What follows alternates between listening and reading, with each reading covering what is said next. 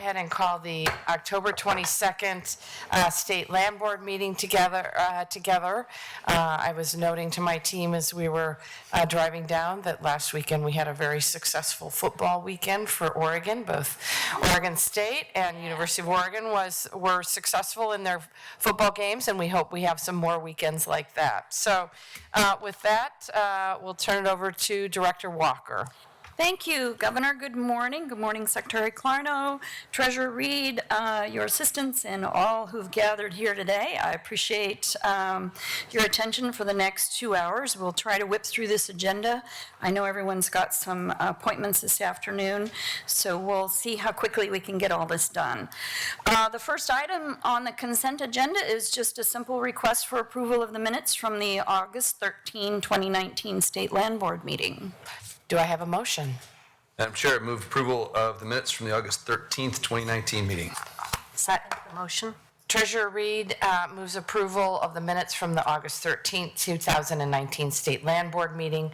We have a second from our Secretary of State. Hearing and seeing no objection, so approved. Great. Thank you. I'll move forward to item 2. Item 2. Speaking on behalf of Aisha Wilson, my name is Aisha Wilson, and I am currently attending the University of Oregon, planning to study environmental studies. I'm a Klamath tribal member and unfortunately not able to make this event. I would like to urge Governor Kate Brown to take action now against the LNG Jordansville project. The project connector pipeline and Jordan covered energy terminal project downfalls and tragedies far outweigh the few benefits it offers. My people have been on this land since time immemorial, and we're put here to protect our home, and we will not stand for the continuous heinous acts the United States government has committed against us and our home. It is time that we are listened to and acknowledged.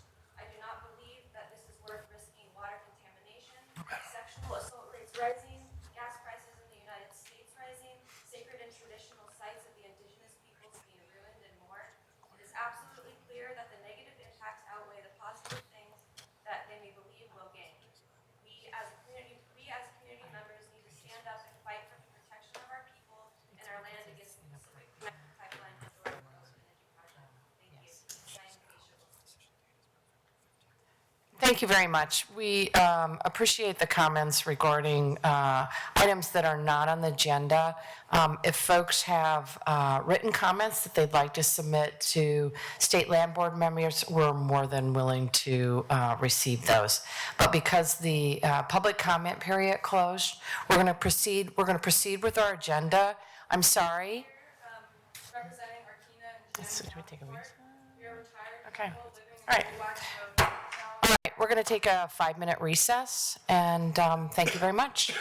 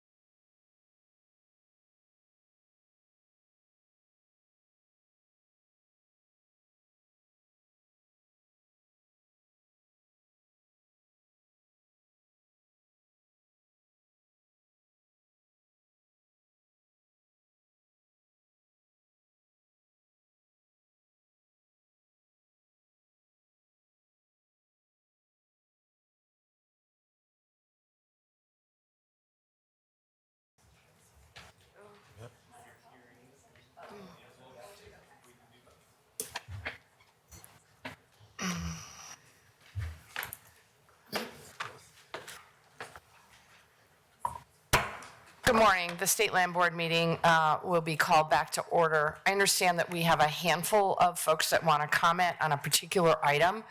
I've been able to talk with the Land Board assistants. We are in agreement that we would like to hear those comments. The Land Board members understand that public comment period with the Department of State Lands closed in February of this year. That being said, I will welcome any Land Board members who wish to stay following the meeting to hear the public comments regarding the LNG facility. So if you are open and have the time, we would love to have you stay, and if not, and at that same time, I will excuse Department of State Lands staff so they do not need to be here. So with that, I would like to proceed with our agenda, and I am not interested in closing down these meetings to the public, but if these interruptions continue, I will have to do that, and that would be extremely unfortunate. That means that the meetings would be on TV, and folks could participate that way. I don't want to do that. I think that moves us in the direction against transparency and openness, and speaking for myself, I want to continue and make these meetings as open and transparent to the public. So if we can continue without further interruption, I will invite my fellow Land Board members to stay. At the conclusion of this meeting, we will excuse DSL staff and listen to public comments at that time. So Director Walker, if we could proceed, please. I see a hand go up. Is that a question? It's a question. I'm just wondering, will you be staying? I will be staying, yes. All right, Director Walker, thank you. Thank you, Governor. We'll move to consent item number 2, which is whether the Land Board should authorize initial due diligence to support the exchange of properties with Coos County and the South Slough. I have mentioned this before at previous Land Board meetings about Winchester Creek. The South Slough National Estuarine Research Reserve, otherwise known as SNR, is working to find a solution to enhance riparian protection along a section of Winchester Creek that serves as the only suitable spawning habitat for coho salmon in the South Slough watershed. The spawning reach is approximately 3/4 mile and is located within the Coos County Forest, approximately 2 miles south of South Slough. The spawning reach is bordered on both sides by timberlands that are managed by the Coos County Forest Department in total compliance with the Oregon Forest Practices Act. I'm not objecting to how the county manages the forest. We have, however, found that soft sediment and steep slope of the stream banks and high potential for windfall of trees suggest that wider buffers would be needed to protect the in-stream spawning habitat in the area. Oregon Department of Fish and Wildlife has been monitoring the fish runs for the last 20 years and have noticed decline in recent years.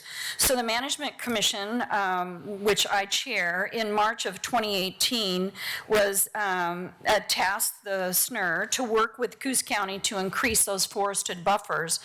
That conversation has occurred over several months, and we're coming close to reaching some kind of an agreement. The County Forest Department is interested in acquiring 4 parcels of forest land totaling 57.3 acres, and that you'll see that in Appendix B.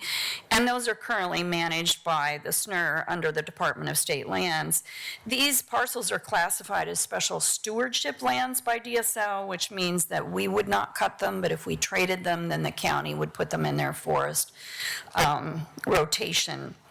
In exchange, we're willing to acquire 33 acres of county-owned pasture and 14.62 acres of county-owned forest adjacent to the west boundary of the reserve land, and we would obtain a conservation easement across approximately 71 acres of forested and wetland riparian area along that coho spawning reach of Winchester Creek. The exact acreage would be determined once we undergo an appraisal of the properties.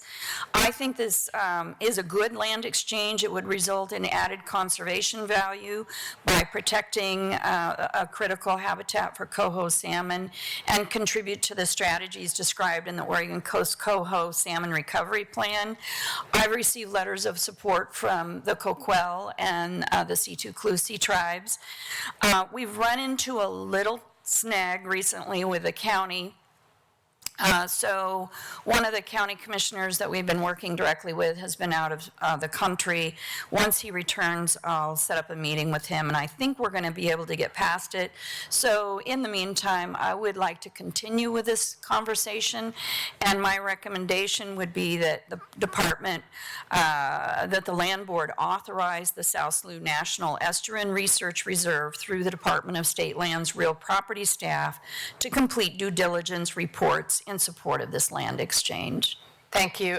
Two clarifying questions. My recollection is that this is this creek is the only spawning habitat in the South Slough. Is that correct? That is correct, Governor. And secondly, you said received letters from both tribes. My understanding is they're in support of moving forward to preserve the spawning habitat. Is that correct? Yes, Governor, and there are 9 federally recognized tribes in Oregon, but only 2 have sent letters in support, and those are the 2 that are directly, take a direct interest in the South Slough. Sometimes the Siletz takes an interest, but they did not contribute a letter at this time. Thank you. Any further questions, any comments, or a motion? Madam Chair, I move approval of the recommendation to proceed with due diligence. Treasurer Reed moves the staff recommendation to approve to continue due diligence for item number 2. I'm not going to read the whole thing. Is there a second? Second the motion. Secretary Clarno seconds the motion. Hearing and seeing no objections, so approved. Thank you, Governor. And for those listening, the appendices will tell you the exact legal description of the properties and show you the map if you need further information. All right, we'll move along to item number 3, which will be a rather quick item. This issue is whether the State Land Board should approve a request from the Oregon Department of Transportation for a perpetual easement to maintain the bridge and pedestrian walkway crossing the Sandy River. This will be accomplished by amending the term easement and includes a one-time compensatory fee of a whopping $100. The authorities are set out below. I'll give you just a very brief history. We submitted, the application by ODOT was submitted for circulation for a 30-day public review period on February 15. No adverse comments were received, although the Friends of the Columbia Gorge asked that a permanent easement not be issued until the National Scenic Area Review was completed. That was completed in August, and therefore the Friends of the Gorge no longer voiced any concern. The existing bridge was covered under a blanket easement for all ODOT-owned bridges in Multnomah County, but on January 10 of this year, ODOT proposed a project that would add a pedestrian walkway to the bridge, which is cool. But that changed the footprint of the original crossing. So that necessitated the issuance of a new easement for the bridge, and so ODOT submitted their revised application.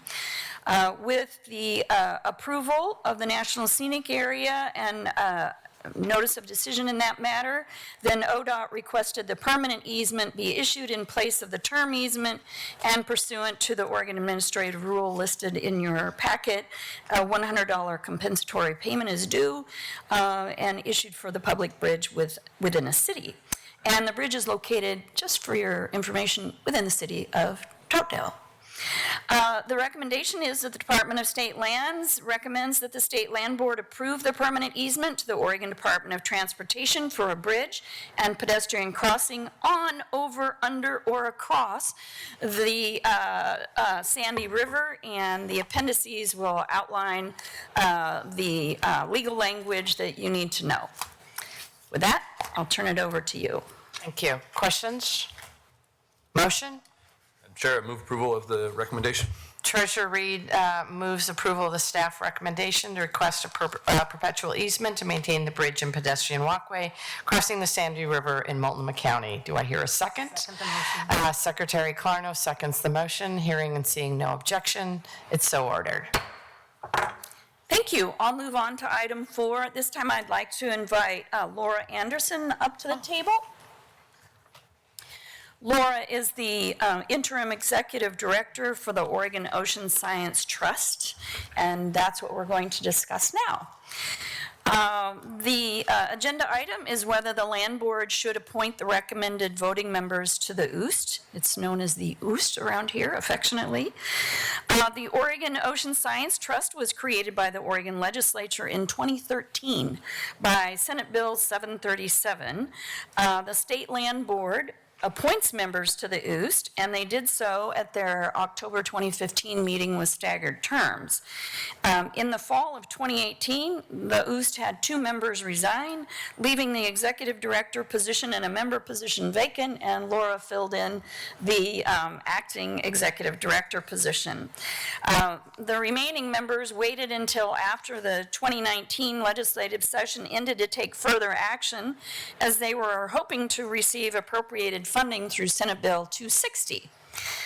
Because the legislature created the OOST but didn't give them any money. So Laura's going to talk about that.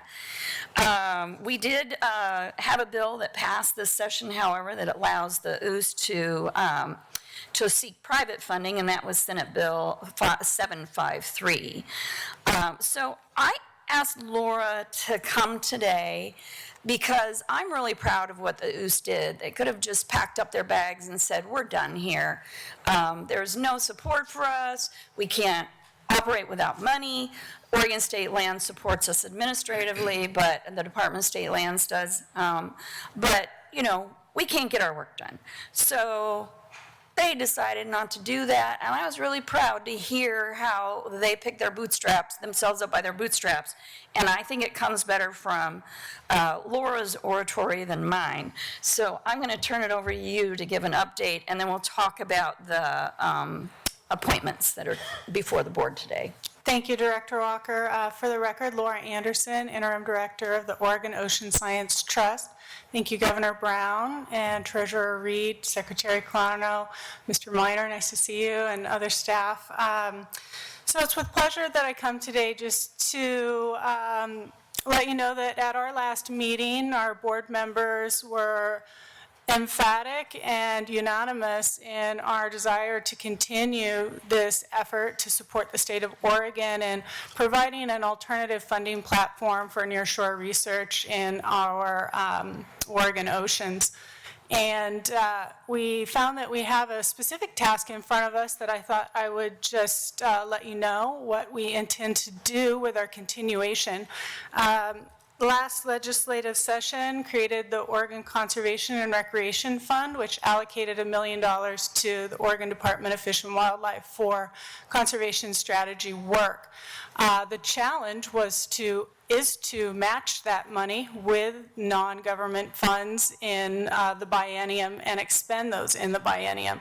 So this is a huge lift for the department. They're working with Oregon Wildlife Foundation for the majority of that, particularly land-based, but the OOST sees a really unique niche opportunity for us to come in and leverage outside funding for this match for the ocean component that we see is going to be really critical for fully utilizing this fund. So I believe the commission did approve the rules to create the advisory committee at the last meeting, and Governor Brown will be appointing members to that committee so that we can, I say we, as I would offer myself to sit on that committee with the governor's blessing, to come up with the project strategies that we'll be putting forward for funding. So I think that's just one example of how OOST can serve the state. We have the flexibility to do direct payments to agencies, as well as run competitive grants, as well as leverage private funds at this point. It's been 4 years of getting all those pieces in place to be able to have this flexibility, but we have it now. We're excited to move forward, and with hopefully the support of 2 additional members that you are asked to approve the appointments for today, we'll have a real power team to do that. Steve Marks with Pew Charitable Trust would bring to our team a real direct connection to the philanthropic community and mindset, and hopefully help us gain access to that community.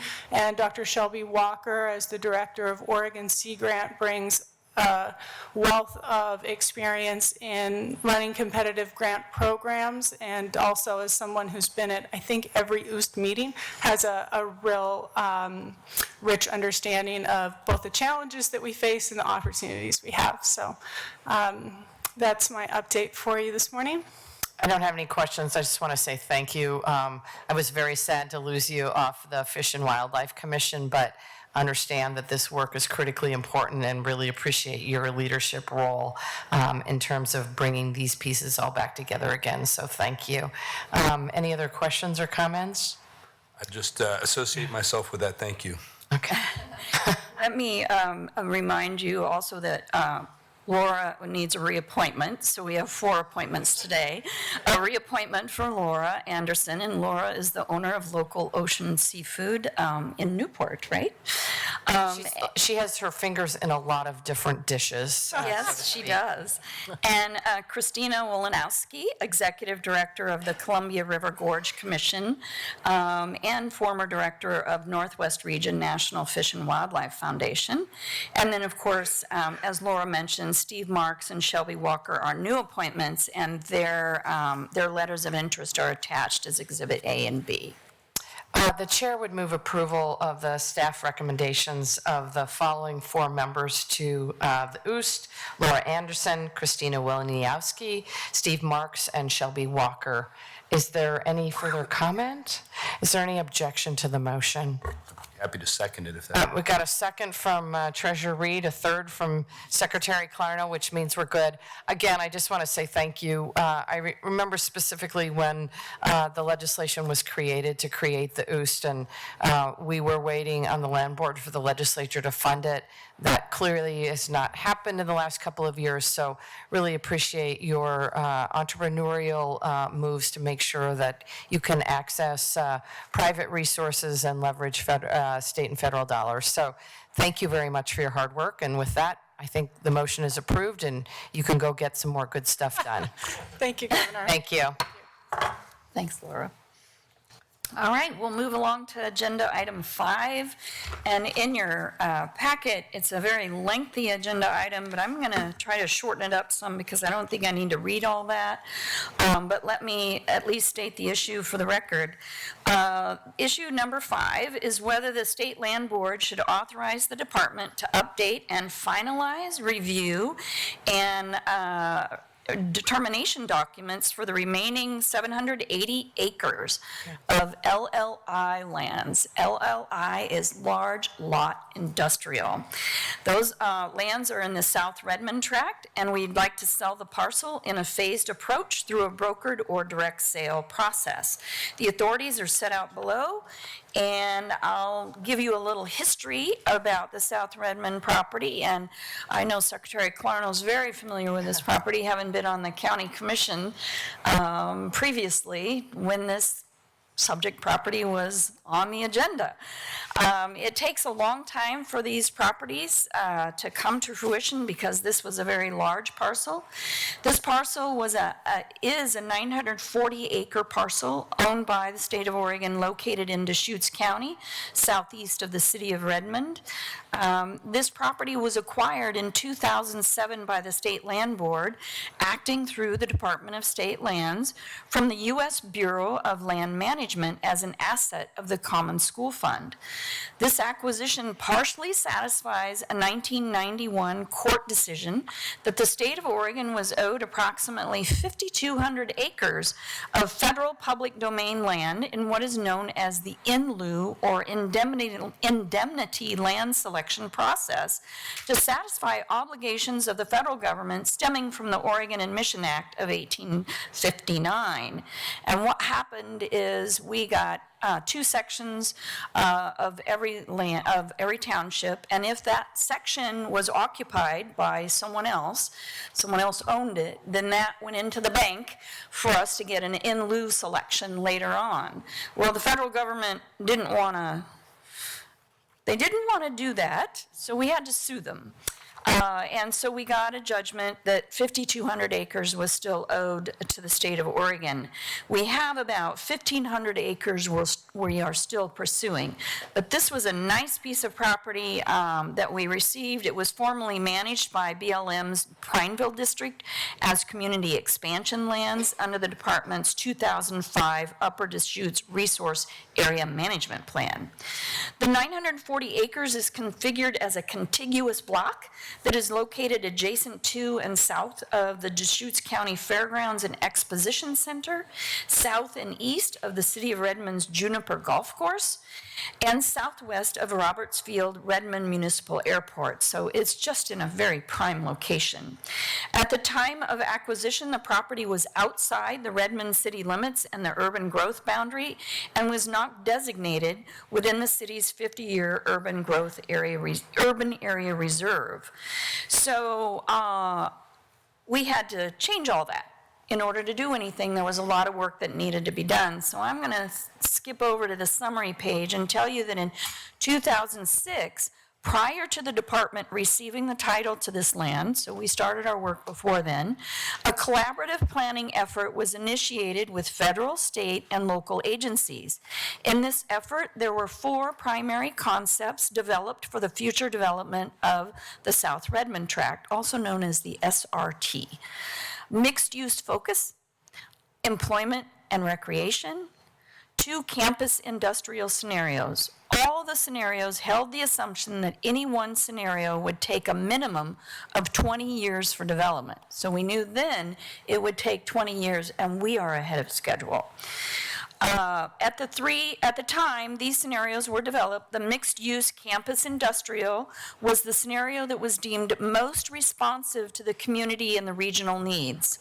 So the planning effort ultimately led to the development of the South Redmond Tract Land Use and Management Plan that's set to accomplish the following. Several items. Identify recommended land use and land management concepts and management strategies that generate the greatest possible revenues for the Common School Fund, which is what the Land Board and this department are concerned about. Making sure they're compatible with community interests and consistent with Oregon land use law. Bring the property into the Redmond UGB and city limits at the earliest possible time. Continue the collaborative planning process. Ensure a real estate market perspective is integrated into planning for the site. Ensuring that short-term management decisions do not irrevocably commit or adversely affect the long-term revenue or value appreciation potential of the tract. Integrate management strategies for this tract with Redmond's long-term development and growth management needs. Facilitate development and implementation of industrial, commercial, and residential properties as identified in the department's real estate asset management plan, and manage and plan for the tract to be a model for responsiveness to sustainability principles and global climate change. In addition, this plan set out a strategy to complete a land exchange for 140 acres with Deschutes County to accommodate an expansion of their fairgrounds, and a land sale of 20 acres for the development of a readiness center for the Oregon Military Department. The department has entered into agreements with both the military department and Deschutes County to accomplish the sale and the exchange. Currently, we're determining values of properties to complete these transactions and have submitted a partition application to separate the proposed properties from the South Redmond Tract. The remaining 780 acres have been incorporated into the Redmond city limits. Yay, and has been designated large lot industrial zoning for future employment opportunities. In short, I will be the first to tell you that DSL has accomplished nearly every goal the Land Board approved through the adoption of the South Redmond Tract Land Use and Management Plan in 2008. The LLI lands will need to be sold for their designated use. no other use, not single-family housing. This is all LLI. And in order to complete these sales for the sale for the remaining 780 acres, we have completed the process of positioning the South Redmond tract into the boundaries of the city and taking the preliminary steps to conduct a land exchange. So we have reached out, we'll be reaching out to Dogami, Department of Geology and Mineral Industries, to review whether there are any significant minerals associated with the tract. We don't think so. There will need to be an updated appraisal report and a potential update to the Oregon Biodiversity Information Center. And I said, what is that? So I learned something new. It's a report that is required by the Department of Agriculture to ensure there are no protected plant species on the site. So there's your history lesson for today. Upon completion of updating and finalizing the due diligence reporting, we will be prepared to pursue land sale opportunities upon approval of the land board. We also, to better align with the plan and ensure that a real estate market perspective is integrated, the department recommends disposing of the entire 780-acre South Redmond tract through a phased approach with a contracted broker or a direct sale. So a direct sale, if someone comes and says, we want to buy the whole thing, we have the ability to do that. This allows us to be nimble and to be disposed to entertain potential developers suited for large lot industrial developments. So in the giant leap forward in August of this year, just 2 months ago, the department received final approval from the city of Redmond for urban growth boundary expansion, annexation into the city jurisdiction, and zoning designations for large lot industrial. We did not pop the champagne corks, but we should have, because that was an incredible moment. We also received approval from the city for a public facilities zoning designation to accomplish the OMD Readiness Center and the county fairgrounds expansion. I did share with you all at one time when I came on, shortly after I came on board in June of 2018, the Deschutes County Board of Commissioners sent me a nice letter explaining all of the work they had been doing on this property for several years, that no one has sat idle, that it has been a very aggressive approach to bring this to fruition. So I'm very excited we're here today. We have another large piece of property we're going to talk about in December that's in Bend, that's not as far along, but is moving very quickly. But for this property, we're ready to go.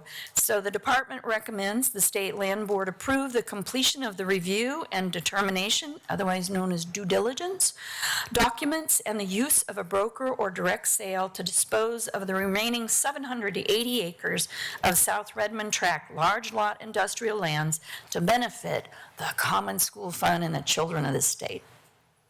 Comments or questions, or Secretary Clarno? Madam Chair, I guess I would just have to say I appreciate all of Director Walker's comments. I guess I would disagree with the terminology leap forward. I'm very concerned about how long it takes to get things done in our state. As a county commissioner in 2006, we were eyeing this property. I was also on the Fairgrounds Board and the Center Exposition Center, and we were so excited about all the opportunities we were going to have to develop that in 2006. And maybe it will come to fruition after the appraisal and the minerals and the agriculture and all of that, but it's not something I feel moves along very fast. Not your fault, Vicki. Not anybody's fault. It's just we need to look at what we really demand of everything that needs to be done. And on my side of the mountains, having to meet all the criteria that we have to meet delays things that need to happen to help our economies that have struggled for years. So I will support this. Obviously, I'm happy for Redmond. I just hope that we can move a little faster. Thank you. Thank you, Secretary Clarno. Any other comments? Treasurer Reed. I'm curious just what you might be able to share as to the interest in the early stages from developers. You talk about that in the summary. But what can we learn from those conversations at this point? There's a lot of interest. At Treasurer Reed, there's a lot of interest in this property. And when I came on board in March of 2018, I immediately, I think the following month, we drove over to Redmond. I met with the mayor, the city manager, and several other people to find out what we needed to do. They weren't ready to share with me anyone who was interested, but I know they have people interested in the property. We are, I will tell you now, we are not waiting for anything. We're designing the infrastructure required by the annexation agreement, and we have an engineer on board to do that. So we are progressing, we're not waiting, and I think there are good opportunities out there for this property. If I could follow up with Treasurer one more. Reed, go ahead. Thank you. To pick up on Secretary Clarno's point, are there lessons from this experience that can be applied to the other large property that has already been referred to? Well, you know, we all want this to go quicker than we expect, and I asked my staff to prepare a summary of key events because I wanted to know how long it takes to do all of these things. In 2007, we acquired the property. In 2008, we had the management plan developed, and that was working with 3 counties and the community. So there's a lot of community involvement. We don't do these things in a vacuum. In 2010, the large lot industrial concept came out. In 2011, we had the concept study. 2011, Deschutes County revises their comprehensive plan to accommodate the LLI. Revising comprehensive plans are not short-term ventures. They take a long time. In 2013, the city of Redmond revised their comprehensive plan. In 2015, we entered into an MOU with Deschutes County on the fairgrounds property. That same year, we entered into an MOU regarding the Readiness Center for OMD. And that same year, we entered into an MOU with the city of Redmond. And then in 2017, we hired the planning consultants for the project. And all of the land use applications and preparations occurred during that time period from 2017 to now. So the lessons learned are just simply that it takes a long time to get things done in response to Secretary Clarno's concern. We have to go through the Department of Land Conservation Development. That was part of the delay on the Stevens Road property that we'll talk about.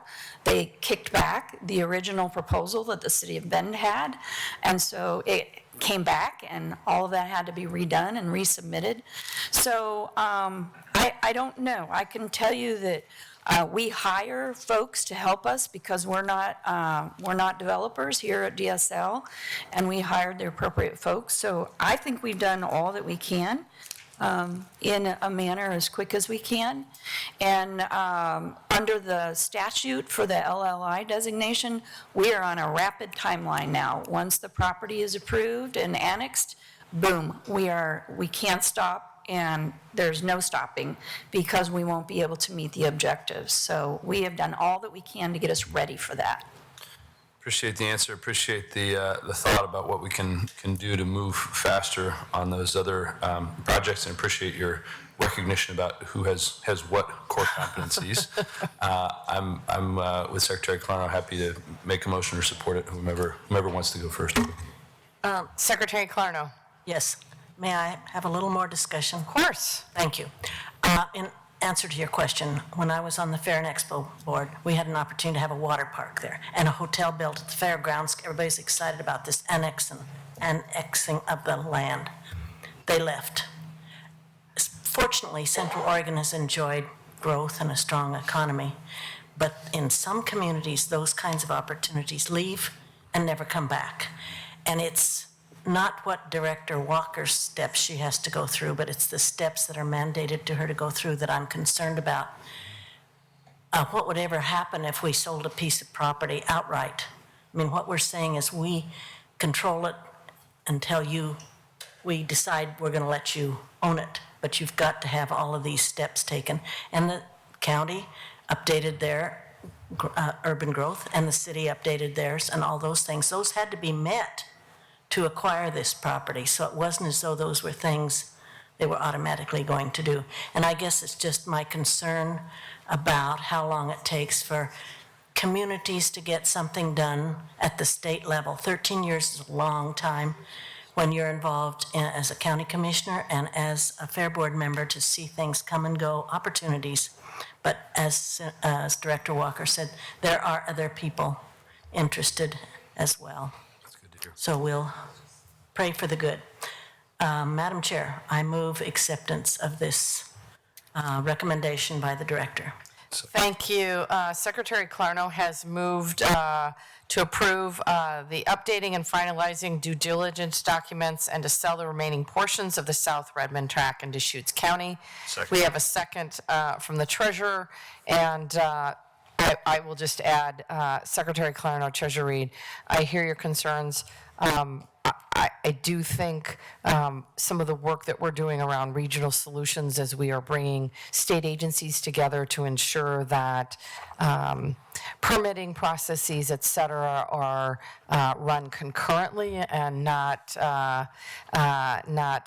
subsequently, certainly is reducing timeframes.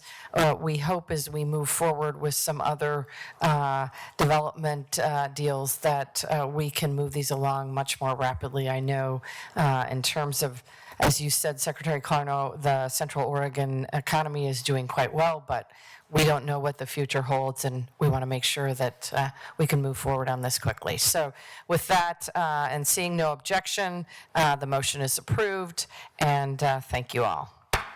All right, well, Madam Chair, I'll just take this moment to tell you a good story. I have learned this morning that our Helvetia office property outside of Portland, we are very, very close to making a deal on that one, and I think you will be very pleased about the amount of money that we'll be bringing into the Common School Fund.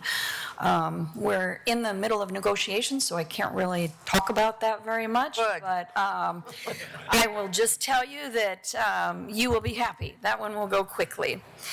All right, so we are going to move to item number 6, and I'm going to invite a couple of my staff to the table. I decided that I don't like hearing myself talk all the time, and I also wanted to involve my staff a little bit more in some of the work that we do here. And in this particular case, we're asking the land board to initiate permanent rulemaking to impose restrictions on the public's recreational use of the state-owned banks of the Columbia River from River Mile 102 to 106 and from River Mile 120 to 121, and also to initiate rulemaking to impose restrictions on the public's recreational use of the state-owned banks of the Oregon Slough River. And on your agenda, we have Oregon South Slough, but we got a little carried away there, but it is the Oregon Slough, and including the south side of Hayden Island, Columbia River, and Hayden Island, all in Appendix B, Great. from River Mile 0 to 2.5. Now, that makes no sense to me, and it makes no sense to you because it's all talking about river miles. Can I have my staff join me, please? So when I was meeting with all of you individually, I said, would you like some visuals on that? And you wholeheartally agreed with me. So I have asked Malia Masiba and Patricia Fox to join me at the table. And Malia has worked hard with Morgan, who is right there, who has joined us as you're a Hatfield Fellow. Correct. Yes, good job. So we brought Morgan on to help us with this abandoned derelict vessel and illegal camping issue. And we've got, here in a moment, we're going to be able to show you visually the areas that we're concerned about so that you know where we're doing this rulemaking. And I think we're going to be ready in just a moment. The authorities are set out below, as they usually are. And then I want to just tell you that the Port of Portland currently manages upland property, and I'm going to have Malia show you where all that is. That's adjacent to the Columbia River, the Sandy River Delta, the Willamette River in the vicinity of Hayden Island, and the Oregon Slough River in Portland. Camping is not allowed on port property, but attempts to keep unauthorized camps off the port's property adjacent to the river are complicated by the indistinct property boundary they share with the state of Oregon. At these locations, the state of Oregon owns the bed and banks of the river up to the line of ordinary high water, and since 2018, the department and the port regularly receive calls from the public highlighting the accumulation of garbage and human waste in the area with safety concerns, yay, and the diminished, not safety concerns, yay, but yay, we've got our picture up. I realized that wouldn't sound very good on the recording. So we did get a letter from the port. We got a letter from Don Larson, who is chair of the Waterfront Organizations of Oregon Waterways Committee, and he also lives along the river in a floating home, and I have been to his floating home and that area, and I have seen it for myself, and it's shocking. So this rulemaking is to restrict this overnight camping and clean up these camps. So Malia, why don't you show us visually the areas that we're talking about? Absolutely. Good morning, Governor, Treasurer Reed, Madam Secretary. Thank you so much for being here and the opportunity to give you what I hope will be a helpful visual representation of, I believe, the number of requests you all have heard recently. I know that, as you'll see, there are a number of entities, both statewide at a local community municipal level, that are required to partner to do these closures and cleanups effectively. Within our own groups and agencies, municipalities, sometimes we refer to the same location in different ways and with different terminology. So hopefully this will help clear up for you where we are referring to and requesting what closures. So you'll recall back in April, we were before you to request to initiate a rulemaking on what are commonly referred to as the Willamette Islands. This is the Eugene portion down here. So we opened a rulemaking over the summer. While that was happening at the same time, also in orange up here, we did receive several requests to do a closure at Swan Island. So currently, there is an open rulemaking process that encompasses these two pieces that are in orange here. We anticipate being back in front of you in December to make those rules permanent. The request in front of you today are these two pieces here in red. So we're looking at North Portland on the Columbia. Sometimes you've heard this referred to as West Hayden Island. Sometimes you've heard this referred to as North Portland at West Hayden Island. To give you an idea of where we are, essentially you're looking at, this is the Jansen Beach area right here. So we're looking at west of the I-5 bridge and actually even west of the railroad bridge, if those of you are familiar with that there.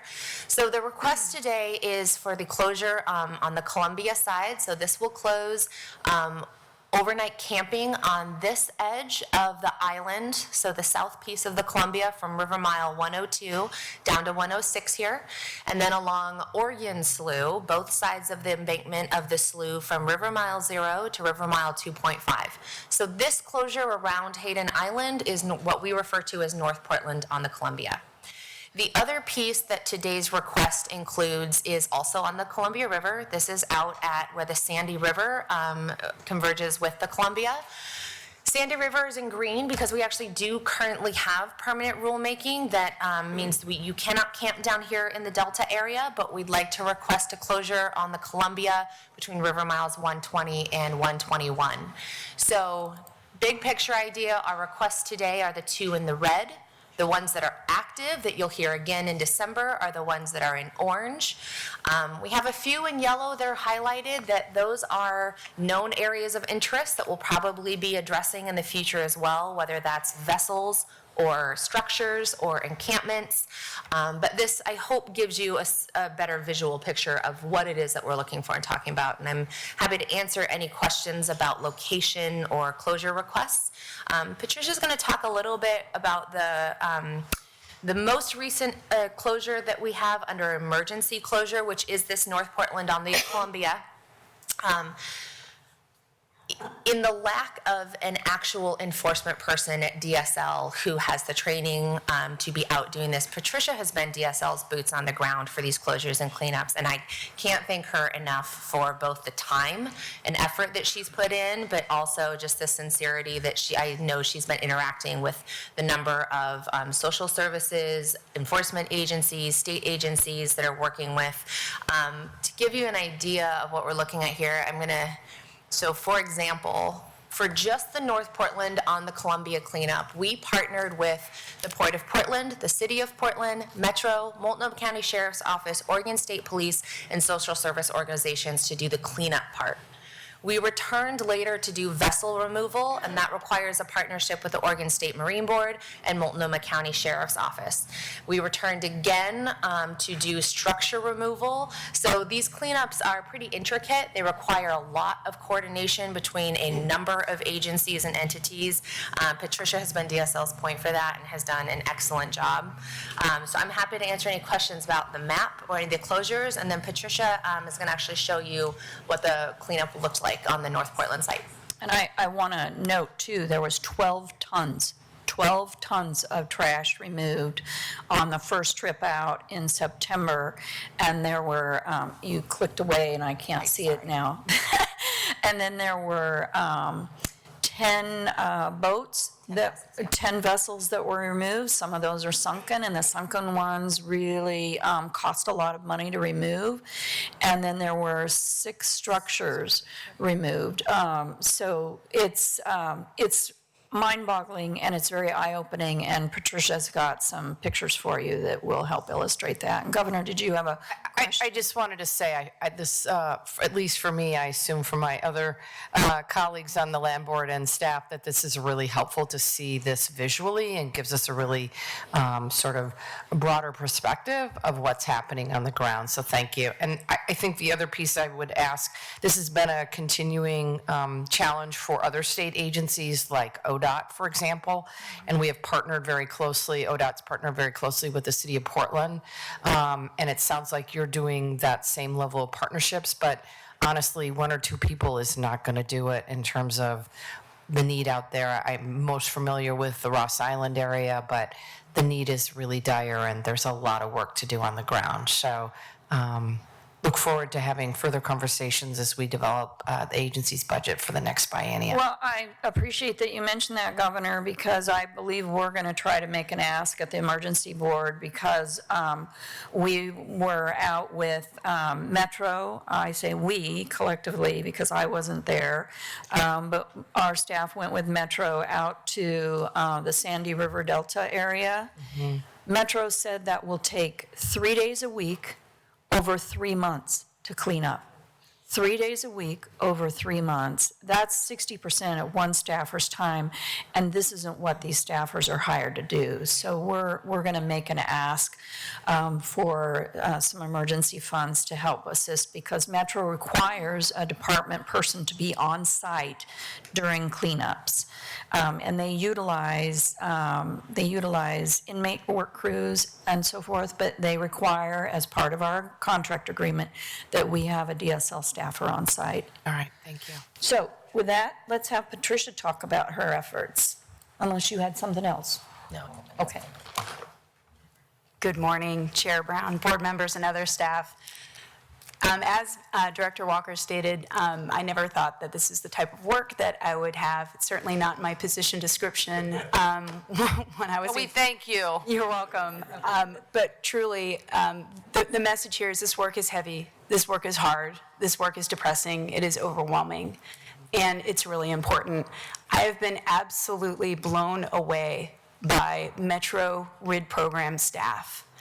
Their level of compassion, respect, and just absolute professionalism words cannot describe.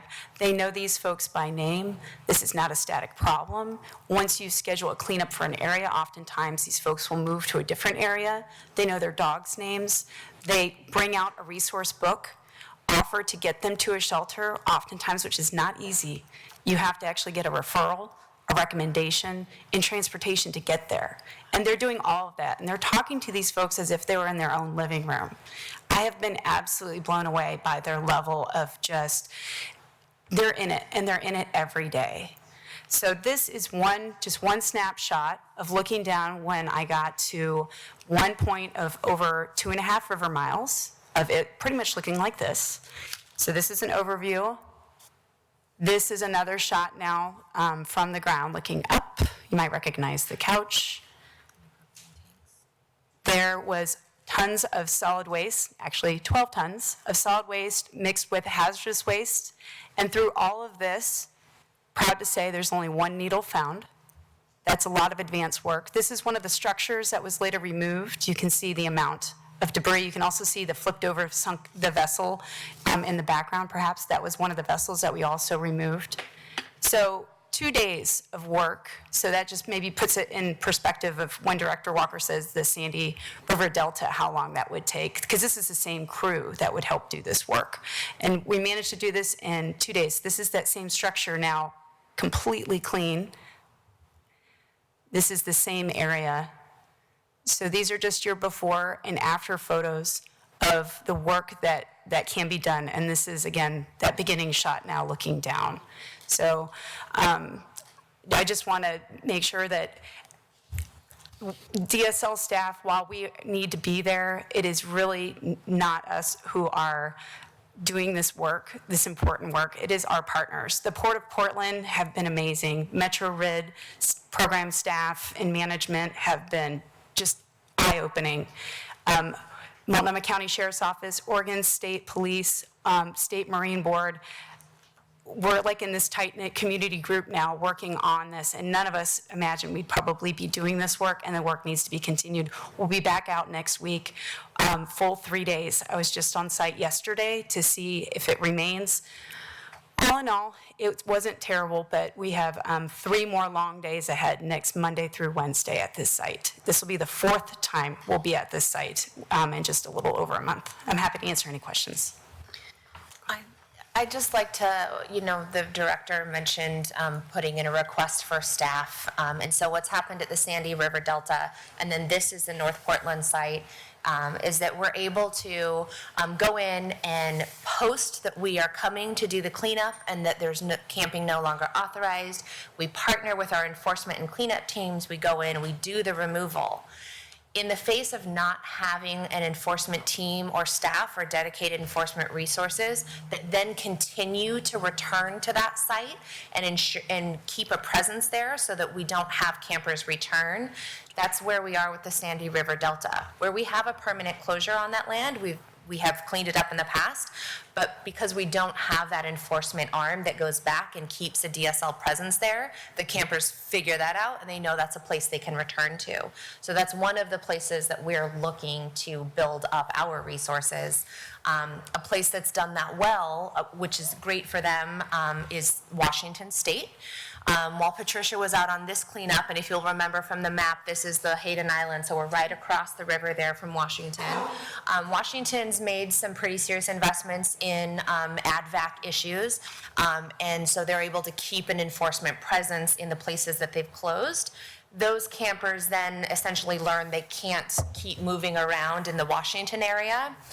Unfortunately, they've identified that means they can come across the river to us.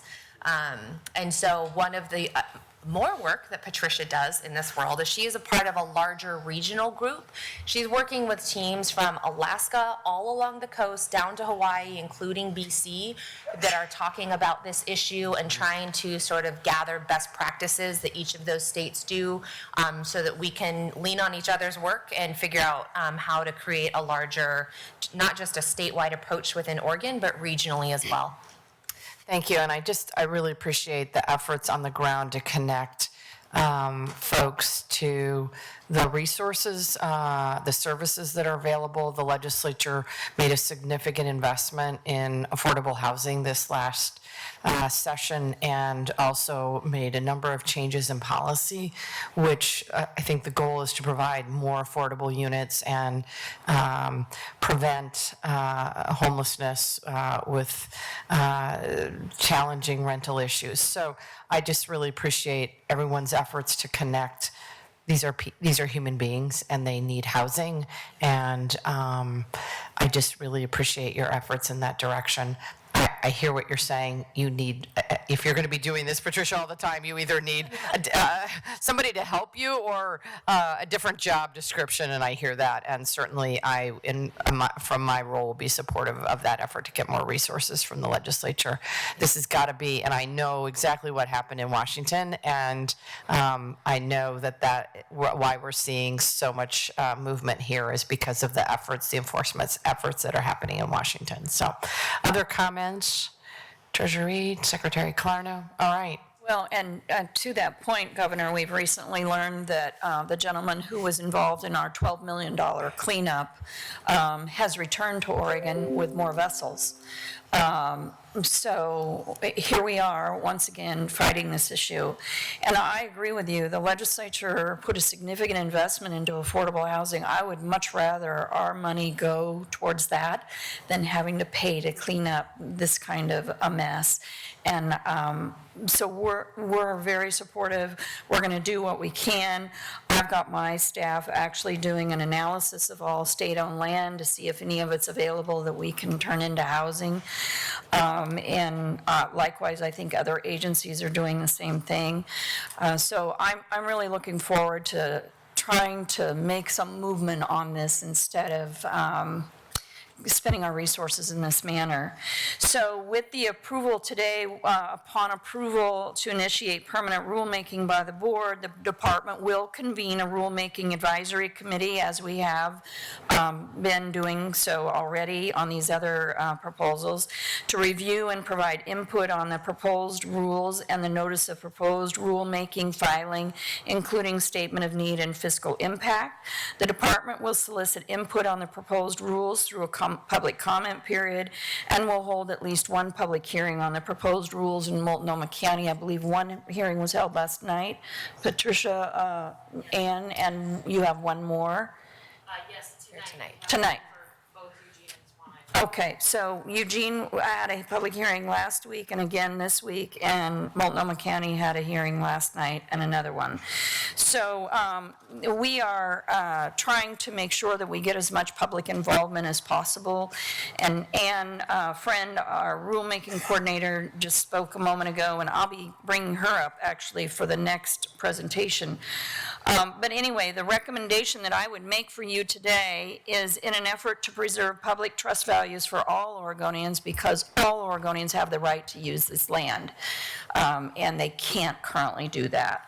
So in an effort to preserve those public trust values, the department recommends the State Land Board authorize the department to initiate permanent rulemaking to impose restrictions in Multnomah County, Oregon on the public recreational use of the state-owned banks of the Columbia River from River Mile 102 to 106, including the north side of Hayden Island, and from River Mile 120 to 121, the Sandy River Delta.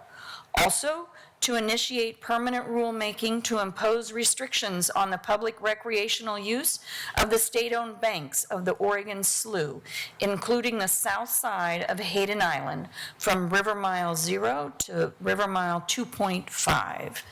Did I forget anything? All right. Do I hear a motion? Madam Chair, I move approval of the recommendation as articulated by the director. Treasurer Reed moves approval of the staff recommendation. Move a second. I have a second from Secretary Clarno. Hearing and seeing no objections, so approved. Thank you both very much for your time, your energy, and your dedication. All right, for agenda item 7, I'd like Ann Friend to come forward. She's going to, in your packet is an Excel spreadsheet that Ann created to show us what we're doing for rulemaking. We have a ton of it. And I'm just going to ask her to highlight a couple of these so you have some idea where we're at. But before I ask her to do that, this is a nice segue from what we just heard. So after Ann and Blake Helm from our staff conducted the public hearing in Eugene last week, I got an email from Jenny Ullum, who is Public Affairs Counsel for King Estate Winery. I've known Jenny for many, many years, and she wrote me this very long email. I'm just going to read you a little part of it. The reason I'm writing is to commend your staff and you for how you handled this process from start to finish.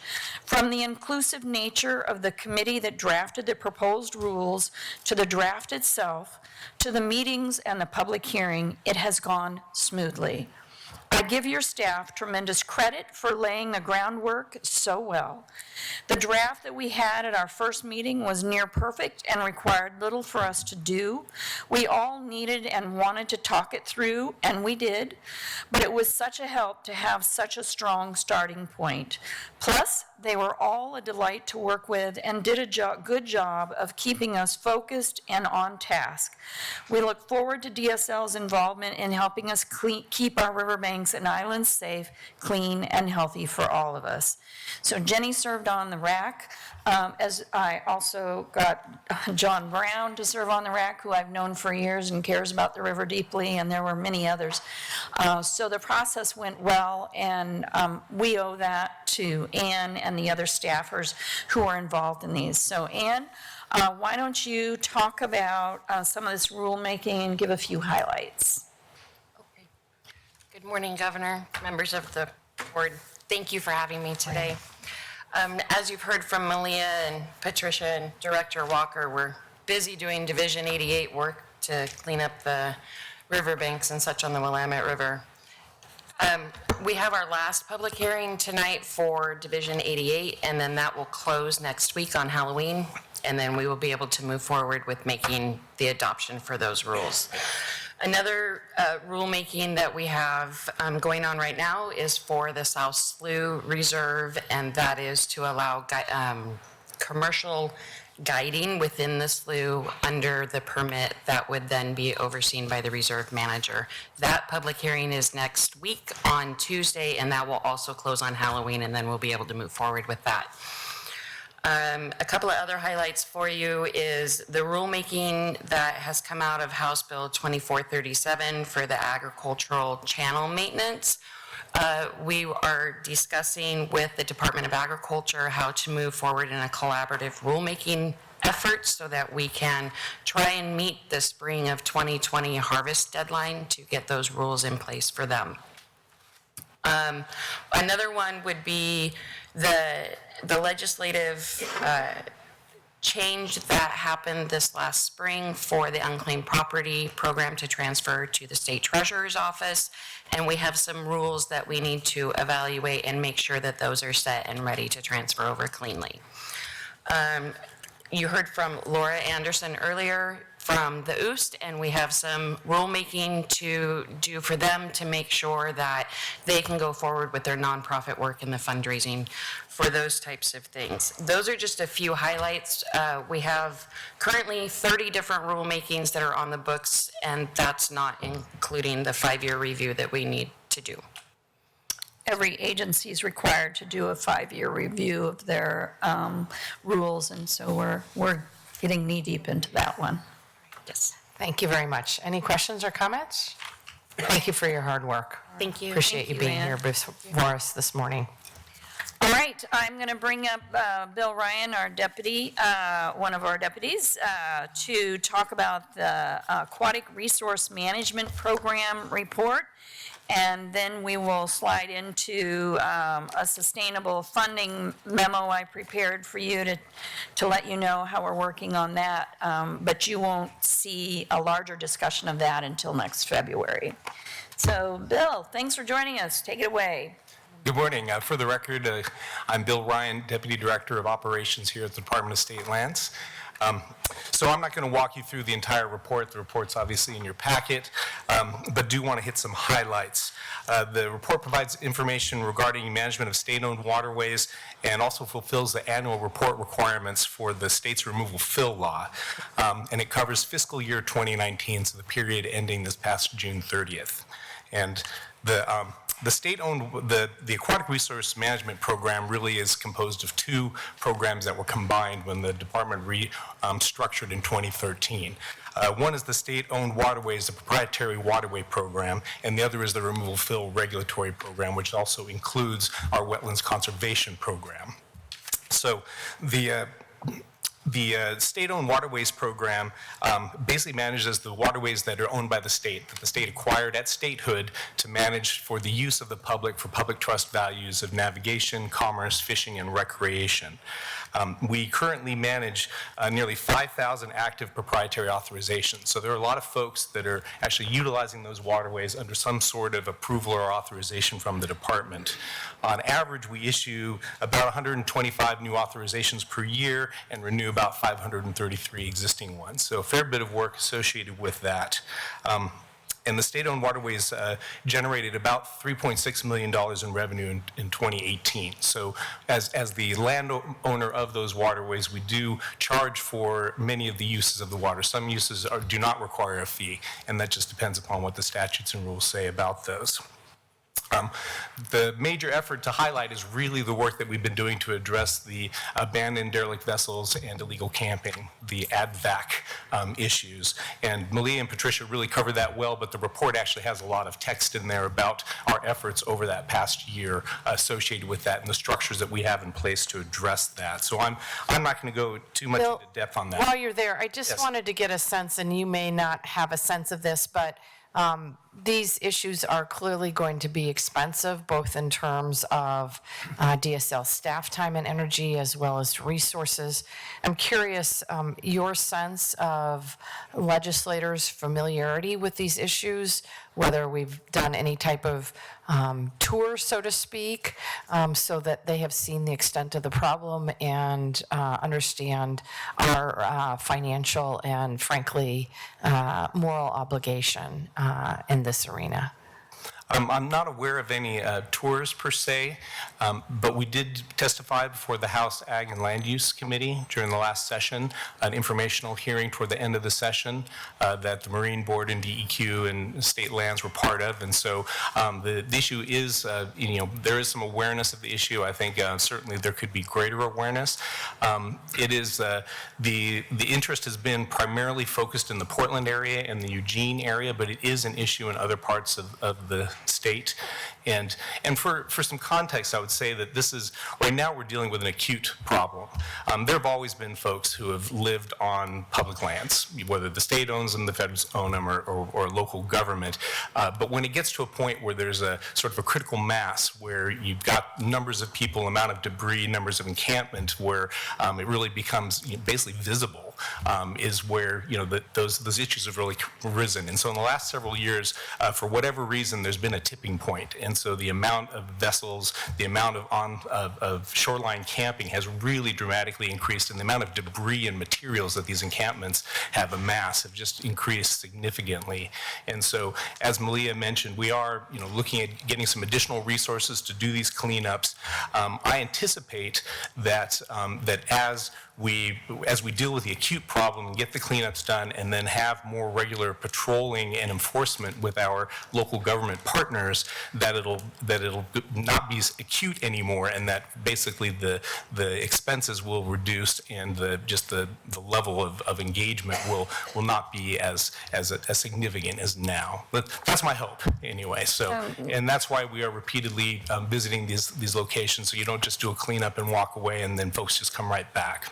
And Governor, in response to, we were hoping this would get on an interim agenda work plan for one of the committees. I think Malia is working on that because we didn't go forward with our bill to require insurance, to require self-insurance or any other kind of insurance to attack this derelict boat problem because it needed more study and more involvement and more stakeholder work. So that is going to be our mission this coming year, is to really involve legislators in this process and stakeholders to give them a better understanding of what we're looking at. I don't think, unless you live in Portland, you have no idea what that's like up there. I live in Eugene, and my home isn't too far from the Eugene encampments.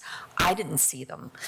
I didn't see the extent of the issue in the Portland area until I got out on the water with one of the homeowners who was so frustrated that he pays rent. He pays rent to live there and a lease to the state. And yet these people utilize the land and they don't pay anyone and they create problems. And recently there were thefts of 2 boats from homeowners, and one was set afire and one had all the important things stolen out of it. So now it's just become a real problem. So I agree with you, whether a tour is in the mix, more visuals, but the legislature has to understand the gravity of this problem and tie it into the need for those dollars for affordable housing, as you mentioned. Okay. So I'm going to move on to the removal fill report portion of the ARM annual report. So DSL also protects the state's waterways and wetlands through administration of the removal fill law, which was initially enacted in 1967. The removal fill law was passed to ensure protection and best use of Oregon's water resources for wildlife habitat, public navigation, fishing, commercial, and recreational uses. The Wetlands Conservation Act in 1989 was passed to specifically protect wetlands and the important functions and values they provide for Oregonians, including water quality, water storage, flood protection, and habitat for fish and wildlife. Protections for Oregon's water resources are more important than ever today with the threats of climate change and population growth and the increased development pressures associated with that. So very important law that's been in effect for, well, actually longer than the Clean Water Act, which is the federal law that is similar to that. Like our proprietary waterways folks, that as Patricia mentioned, the staff has been really busy for the regulatory program as well. We've had a steady increase in permit volume since the 2008 recession. And we've been at pre-recession permit, actually we've exceeded pre-recession permit levels for the last couple of years now. So folks are very busy. We haven't had an increase in staff, and so we're doing more with the same amount of resources as we move forward. In 2019, the department received 458 removal fill permit applications, and that was a 5% increase from 2018. We approved 613 permits, so that's a 22% increase from 2018. And as required by statute, we'll report on the number of permits that were issued within essential anadrous salmonid habitat, and that's 254. And these numbers are in tables in the report, so if you want to get into the nuts and bolts of the numbers, those are there in the report. The department is, oh yes, sorry. I do have a question on that, and I'm not sure if I've jumped the gun a little bit, but on page 21, one of those tables around the reporting on removal fill, this is perhaps just revealing my naivete on it, but I was looking at the difference on the unpermitted work and enforcement files open. So why would there be any unpermitted that doesn't have an enforcement file? Isn't the absence of a permit worthy of some sort of enforcement? Governor Brown, Treasurer Reed, the deal is that the way we report it as unpermitted work, that's when we have a report of potential unpermitted work. So not everything that is reported actually is a violation. There are various exemptions that the removal fill law has. Also, it could be that the activity actually didn't occur in a wetland or in a waterway that we have jurisdiction over. So that's usually the reason why we might not open an enforcement file after getting a report of a violation. They didn't have a permit but didn't need one. Right, Okay. right. All right. And actually that circumstance is pretty common. I mean, you can see that from the numbers.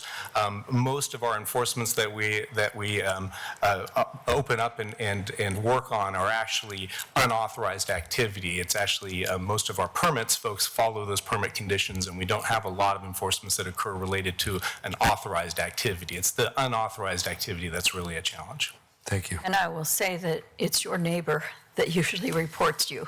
So we don't go out with our sheriff hat and badge and go out and look for violations. It's neighbors that report. So if you're out there doing something illegal on your property, you haven't gotten a permit, be pretty sure that your neighbor's going to be making a call. So the department has, or the state has a policy of no net loss of wetlands. And so the permit process is designed to protect wetlands, but also if there are unavoidable effects to wetlands due to a development activity, that those impacts are mitigated, compensated for through creation of a wetland or restoration of a wetland. Wetland gains have outpaced authorized wetland losses over the past 5 years by 374.5 acres under our regulatory program. And that's because of large voluntary restoration projects that occur. A lot of them are funded by OWEB. So there's a lot of activity that occurs outside of development that generates additional wetland acres in the state, and we track that as well as part of our reporting.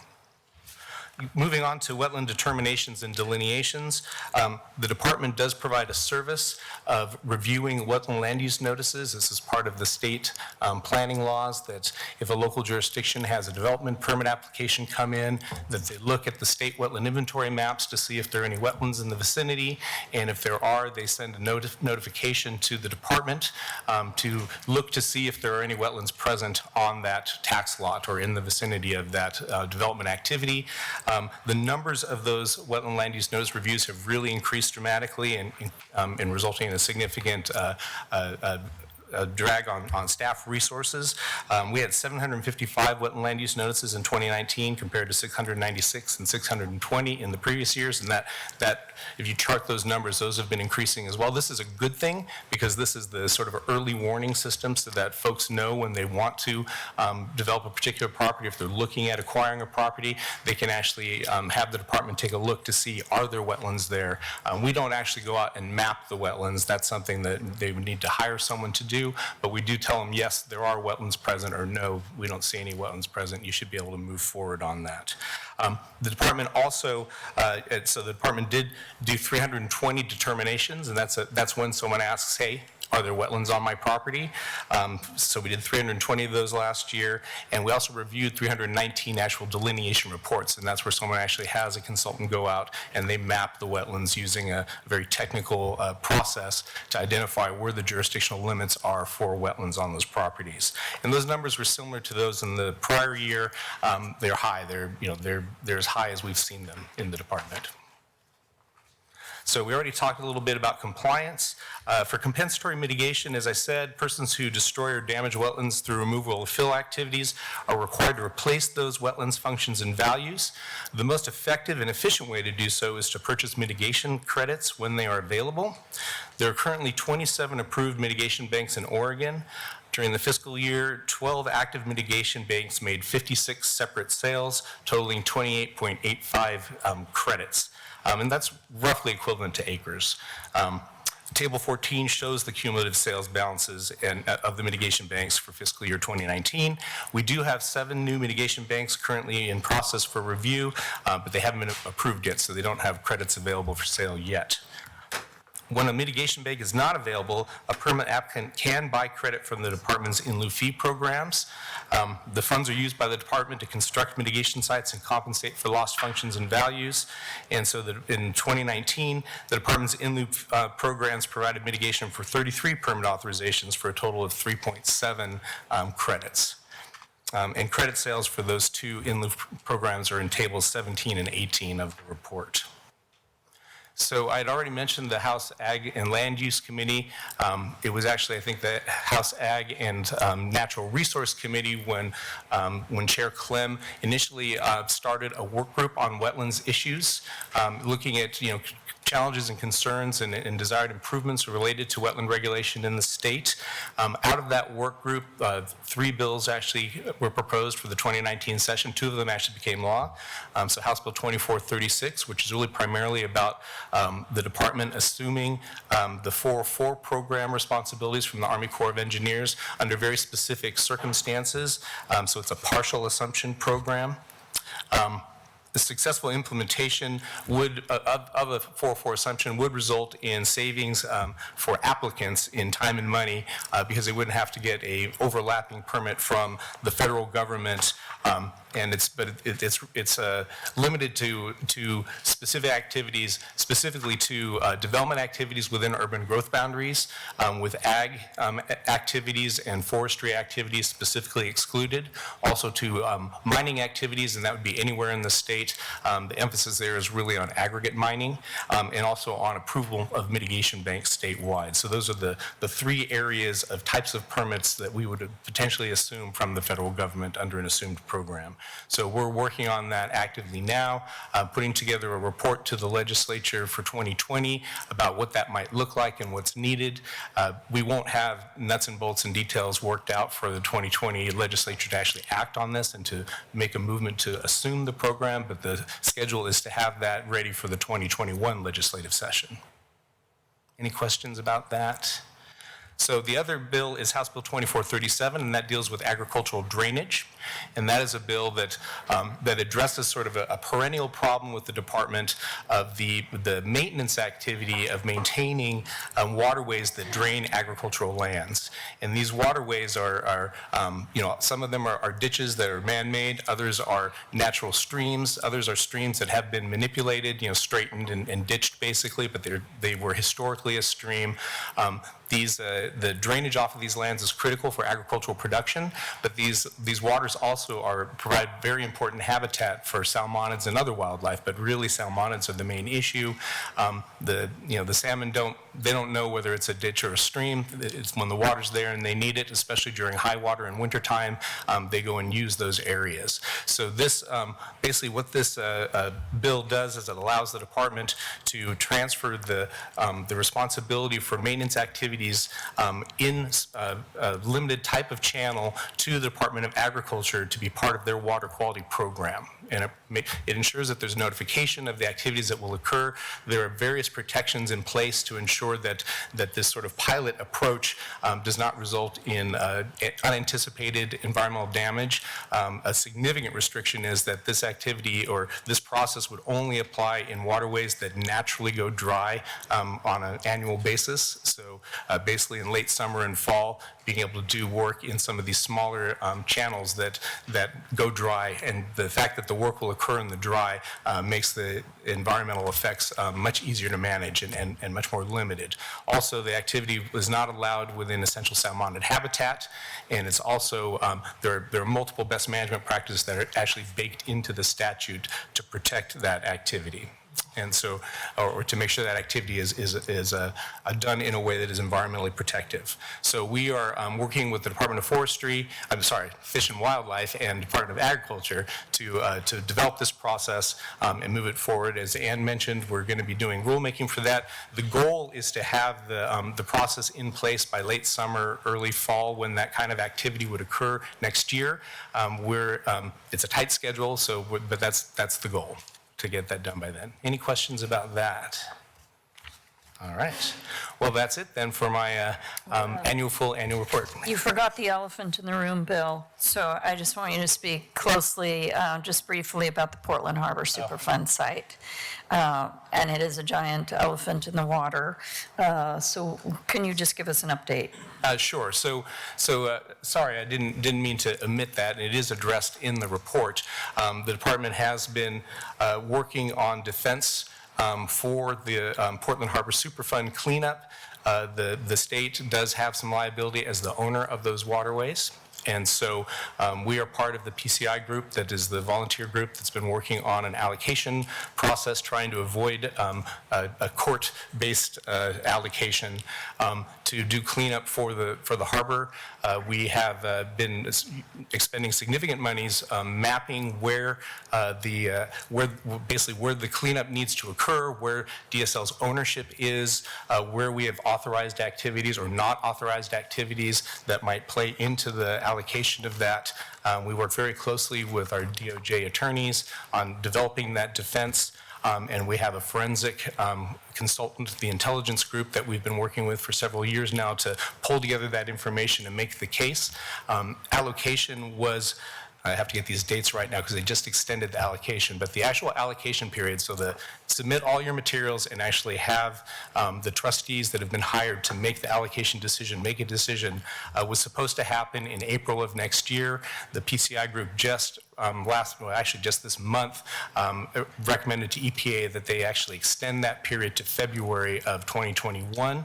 The intent there is not to extend the total time for the cleanup, but really to allow a better work done for the allocation process, because it's really quite complicated to get together the information to make the case for what your liability should or should not be. So we're still in that process, looking for allocation and the defense of the allocation to happen now. February of 2021 is the schedule. Thank you. It still consumes our time and our money. Yes. Questions or comments? Seeing none. Okay, thank you. We're going to move right into item number 9, which is a report, a very short report on sustainable funding for the Aquatic Resource Management Program. And we're not going to go into detail here, other than I wanted to tell you that when I was hired, you asked me to look into the operations of this department and how we can find efficiencies, how we can be sustainable with our funding. And one of the areas that we found that we are not sustainable is in the removal fill program, also in our waterway leasing program. So we had a waterway leasing study done in 2018, and that was completed.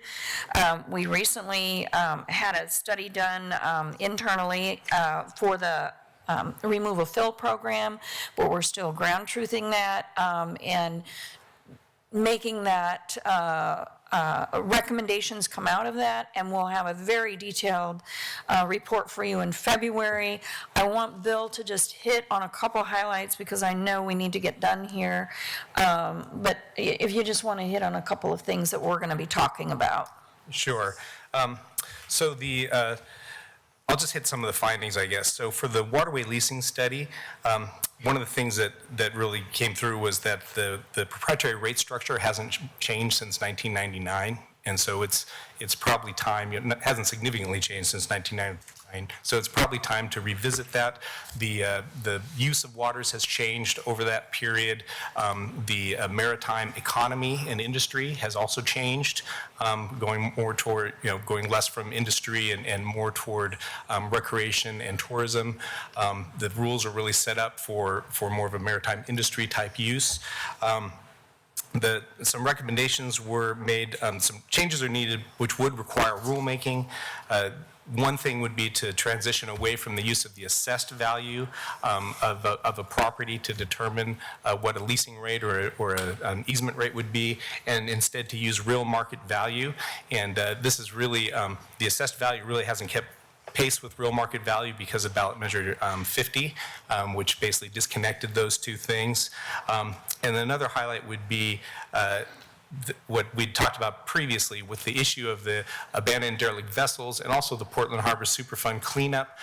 The rate structure is really not set up to cover extraordinary expenses. So the proprietary waterways program does pay for itself and actually does almost pay for the regulatory program as well on a regular basis. But when you have a big cleanup like what we've seen on the beaches, or the Gobel cleanup, or an expense like Portland Harbor, it doesn't cover that. When you have a $12 million expense on a program that has $6 million biennial funding, that's a real challenge. And so figuring out a way to address those extraordinary events, and that's when we're looking at insurance or a surcharge or something like that. That's something that needs some more analysis for that. So when we finish our report in February, then we'll bring it in front of the board, and then at that time we'll probably engage with stakeholders and develop some plan going forward about how to be more sustainable. So that concludes item 9. And Governor, under other, the only thing I had was to just say that December 10th is the land board meeting where we have a full agenda. I provided you with little snacks today. In December, you'll need to pack a lunch because we have a full agenda to discuss the Elliott State Forest. As a research forest, we'll have Stevens Road on the agenda and rulemaking, some additional rulemaking that we've talked about today and perhaps another item that crops up between now and then that can't wait. All right, so this is a warning to my colleagues on the land board, bring your lunches for the December meeting, and probably for our spectators, we'd love to have you join us in our brown bag lunch for December as well. Before we begin public, I'm sorry to interrupt. I had a couple questions on item. oh, I'm sorry, go ahead. Thank you. And maybe these are just for future follow-up, but I'm curious. I got a little bit confused through the language here about how this specific analysis connects with the broader kind of analysis. So I'm hoping that we can get that clarified, and when that kind of agency-wide analysis comes to the board. That's one. Two, there's a point on page 3 where you reference the fact that the program has covered approximately 44% of its expenditures with revenue generated from charges for service. I'm curious about what other programs are covering that gap. And third, there's another point where it says that these costs don't include overhead costs. So there's an observation that $4 to $7 million of additional revenue is needed to cover the cost. And I'm curious if that gap would cover the overhead, or is that still excluded? So that can be for follow-up offline, but those were pieces that struck me. Those are the things that we're actually looking through now. We're working with our fiscal department to determine exactly how much money comes in, how much money is spent, and the overhead and the staff time. So we'll be able to clarify that more fully in February. I'd look forward to that, and maybe even before that, we could have some additional conversation about it. Absolutely. Thank you. Happy to. Thanks, Governor. Sorry for the Any interruption. other, sorry, no. Any other comments? All right, so before we move into public comment period, I wanted to take a moment to recognize the passing of Wayne Giese. Many of you know him. He was a tireless champion for his vision for our forests throughout the state. He testified many times before the land board on the Elliott State Forest, and unfortunately he passed away at the end of July at the age of 99. We miss his charisma, his conviction, and his character, and just want to recognize that very important piece and that very important contribution that he made to Oregon. So. Thank you. So with that, I have one person signed up for public testimony, Toma Devers. And Governor, would you like my staff to exit the room at this Yes. time? Actually, Toma, is Toma still here? Come on up. Okay, then we will exit. And wait, no, this is regarding the number 2 agenda item, is that right? Okay, All right, then I'll stay for that. stay for that.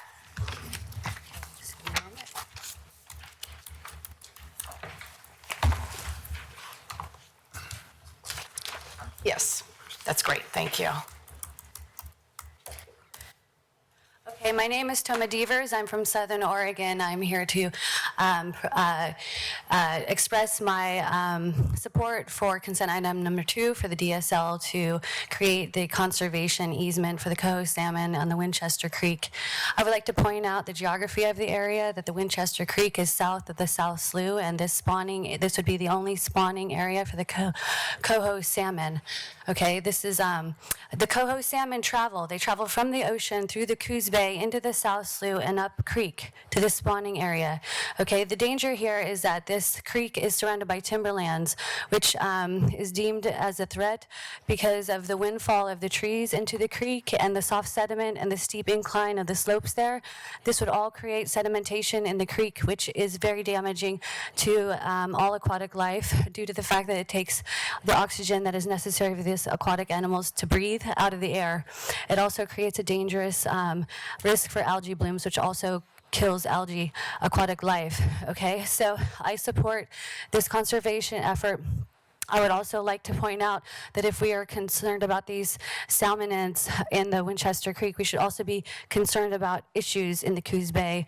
Sedimentation created by removing 5.7 million cubic yards of earth from the Coos Bay to create the